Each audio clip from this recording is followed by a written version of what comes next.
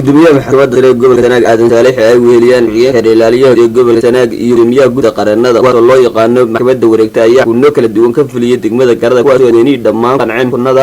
kuwa ciqaabooda iyo kuwa kiisas madani ah gudoomiyaha maxkamadda sare ee gobolka Sanaag Aadan Saalex iyo xeerlaaliyaha guud ee gobolka Sanaag Cabdi Haybe iyo gudoomiyaha guud qaranada gobolka Sanaag Cali Siciid oo arinta ka hadlay hadaladooda kamid ah sidan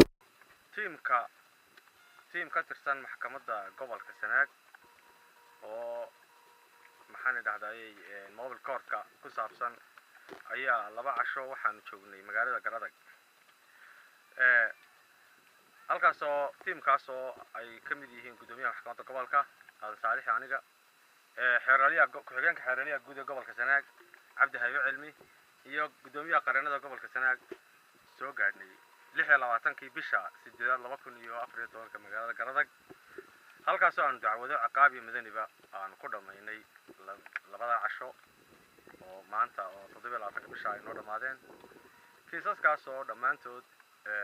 isugu jiray kufsi iyo dacwado kale oo ciqaab ciqaabta ee gobolada gobolka Sanaag qaybta maxkamadda guurta mobile court runtii maantana 3 dacwado ayaa loo qaadnay inta go'aan ayaa laga gaaray waxaan u gudbinaa degmada Ceelifwey halkaas oo ay yaalaan dacwado kuwan oo kale anigoo ku hadlaya afka ururka qaranada Soomaaliland ee Soola ee bixiya legal aid-ka iyo afka bulshada danyarta ah ama nugulka ah waxaanu ku qanacnay go'aamadii ka soo baxay dhamaantood ee maxkamaddu gaadhay dhinac ahaan waanu ku qanacnay waanuna soo dhaweynaynaa bulshada reer Garada fiiga qaranka iyo go'aamadii halka ka soo baxayba wassalaamu calaykum warahmatullaahi wabarakaatuh